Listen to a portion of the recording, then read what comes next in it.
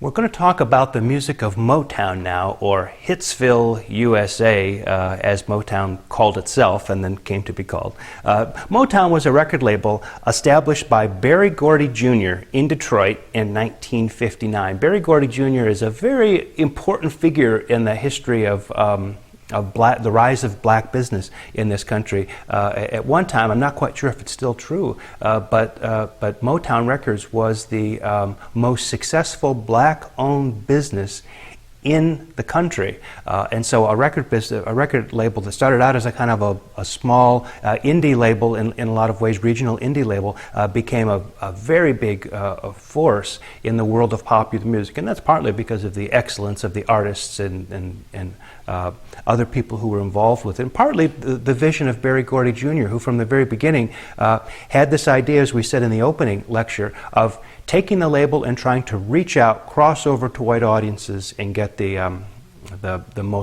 biggest possible audience for his groups.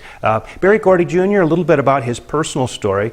He was actually a pro boxer, hung out with boxers, and also sort of hung out with jazz musicians at Detroit's Jazz Club. Again, Motown being associated, of course, with Detroit, Michigan. And so between hanging out with the boxers in the gym and the jazz musicians in the clubs, that was sort of his basic milieu. He also worked on one of the assembly lines for the car companies at one time. Berry Gordy Jr. started a record store. His first foray into music, or one of his first forays, was a record store that specialized in jazz music. Like a lot of people who like music, he got this idea, well, you know, jazz music is the best music, so that's what I'll sell. Well, it turns out that a lot of times people aren't always so interested in buying the music that fans or connoisseurs would think is the best music. You really make your money selling the most popular music. And what Berry Gordy says that he learned from the jazz record store, which eventually failed, is towards the end of it, when it was too late to sort of save it, he realized that the real money was in selling pop music or R&B music, and not so much in jazz. And so he adjusted, but kept it in his mind that the money is in pop. Berry Gordy Jr. continues to stay involved with music by writing songs. He started writing songs with Jackie Wilson, for Jackie Wilson, the singer.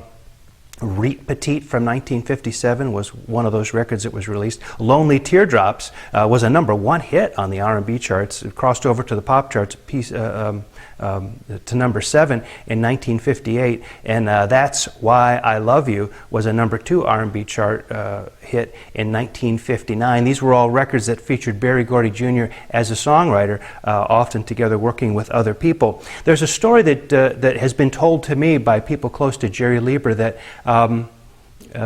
Berry Gordy Jr. at one point had a discussion with Jerry Lieber of the Lieber and Stoller songwriting production team, and said that he really wanted to be involved in the Brill building scene that was starting to coalesce in the late 50s, and of course it came into bloom in the 60s, as we've talked about a couple of weeks ago. And Jerry Lieber said, you know, Berry, why would you want to pick up stakes and come to New York and start all over here? You've already got a good thing going in Detroit. Why don't you just do what you want to do in Detroit? And so the story is that Berry Gordy Jr. Took that advice very much to heart, and so established Motown in 1959. And Motown is in many ways a parallel structure to the Brill building structure that we talked about a few weeks ago, with the exception that by 63, 64 into 65, most of what's happening in the Brill building has really kind of broken down from what it was at the beginning of the 60s, as we talked about last week. A lot of those people were moving to the West Coast. Don Kirshner, people like that were focused in Los Angeles. But this is, during this period, the middle of the 60s, the end of the 60s, that's when Motown, taking the Brill building model and establishing it in Detroit, really, that's when Motown really sort of hits its stride. And so very much based on this Motown, on this Brill building model. Some of the early hits that Berry Gordy had on Motown records were a song by Barrett Strong called Money, which was a #2 R&B hit in 1960.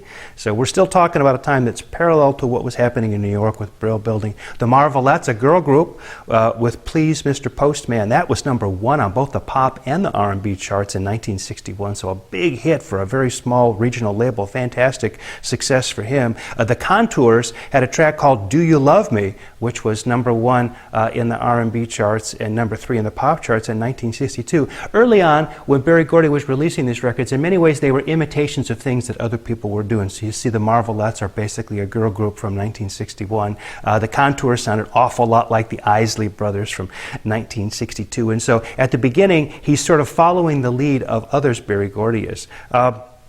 Now, let's talk a little bit more about this idea of crossing over and pursuing a white audience. We said a bit about it as well in the first video. This is the idea that, you know, if you just as a business person look at the lay of the land and see where the disposable income is, where are the people who've got money to spend recreationally, you know, for a record, it's no mystery that most of that money resides in the white community. So Berry Gordy decided very early on that, you know, as I said from the story with the jazz record store, he decided, well, that's, you know, if he was going to have a successful business, that's where he had to go. But the thing is, he had artists, many of whom came from very modest and challenged economic backgrounds. And they were not the kinds of people who, without a certain amount of training, could really mix in, you know, polite society, that kind of thing. So he had to do something to help kind of shape the artists and shape the image of Motown to make it acceptable for crossover. Now, as I said before, a lot of people have criticized this as being a kind of selling out, but really, it's no different from what Chuck Berry did when he decided he was going to write his songs directly for a white teen audience in 1955, 56, 57, so that his songs wouldn't need to be covered and the lyrics changed. So in many ways, I think when we think about Motown during those early years, we can think of it as taking the Chuck Berry philosophy and applying the Brill building practices, so taking these two sort of established models and putting them together and starting what turned out to be a very, very successful label in Detroit, Michigan.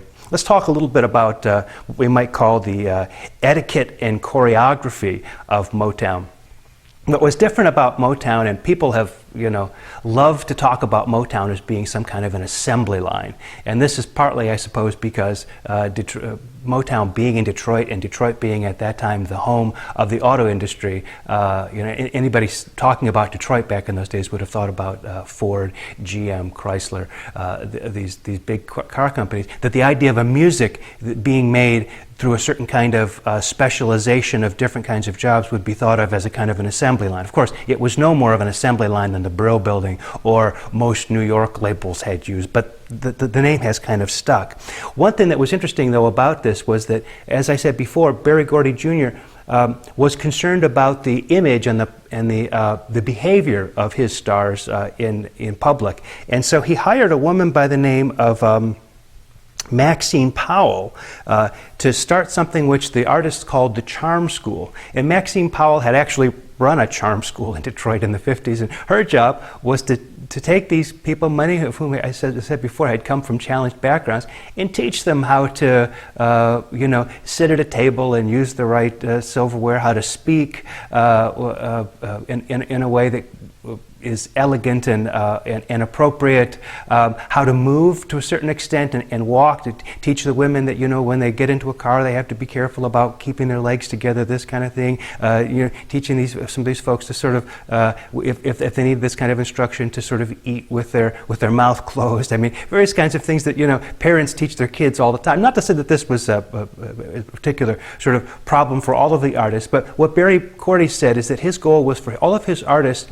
to be presentable in two places, either the White House or Buckingham Palace. So we're not talking about teaching them etiquette so they could come sort of hang out with your family or my family or something like that. It's more like, you know, if these people are sitting at a table with the President of the United States or the Queen of England, they should be presentable and sort of up to the standard of elegance that goes with that. So that's what he set out to do. And Maxine Powell's job, to a certain degree, was to work with all of the Motown artists to be sure they had that level of polish. The artists, who were mostly just young kids at the time, hated it.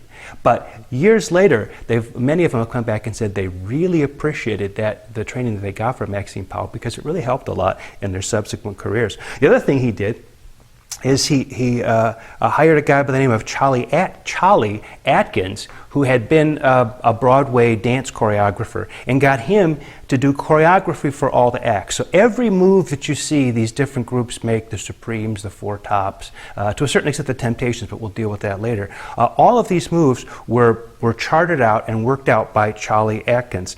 So you've got the etiquette covered by a kind of a central person. You've got the choreography covered by a single person, and then Motown also handled the management for its artists, which allowed it to coordinate promotion and coordinate releases and coordinate Motown tours where they put a bunch of their groups together at one time. And so Berry Gordy really had created a shop where he had a lot of control over shaping the careers of these artists.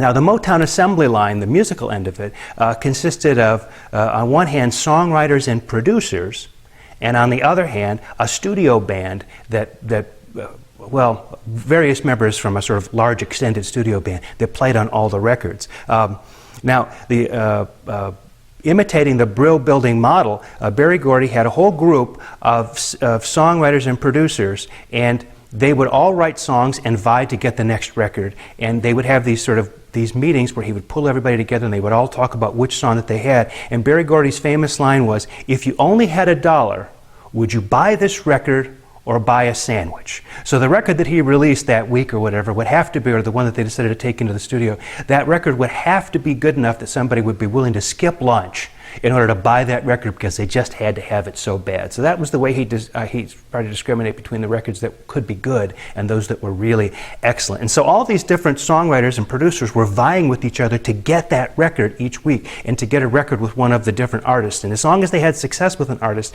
they got to keep that artist. When they began to fail, he'd give somebody else a shot at that artist in order to keep the artist at the top of the chart. So some of the producers and songwriters we're talking about is Berry Gordy Jr. himself, Mickey Stevenson, Smokey Robinson were all important songwriters. The songwriting team of Brian Holland, Lamont Dozier, Eddie Holland, or we'll often talk about them, Holland, Dozier, Holland, or simply HDH, and Norman Whitfield. All of these people were writing songs, producing during the heyday of Motown in the 1960s. Then they also had a studio band. They were called the Funk Brothers, and they were Detroit's version of LA's Wrecking Crew. The Wrecking Crew were the sort of top flight studio musicians that played on the Phil Spector records, played on the Byrds, Mr. Tambourine Man, played on the Beach Boys records, that kind of thing. Well, in Detroit, it was the Funk Brothers working exclusively for Motown. You may know the film Standing in the Shadows of Motown from 2002. That really is a documentary about these sort of unsung heroes of Motown. They worked very closely with the songwriters and producers and artists so that there were not often a lot of arrangements written out. They would just sort of go in with the tunes and start working parts out. We're talking about people like James Jamerson on bass,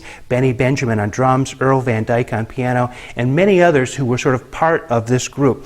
Motown had its own devoted studio, and that studio was in use almost constantly. So there was more work in that studio than one particular band could do. But there were a central group of players and others who replaced them when those players needed a break or had other gigs elsewhere in town. And so it was a combination of these songwriters and the studio band and the etiquette and the choreography and the management, all of that together, that was considered the Motown assembly line. Of course, the only piece that we haven't talked about is the actual performers themselves, the very thing that the audiences would see. And it's to the performers in Motown that we turn to next.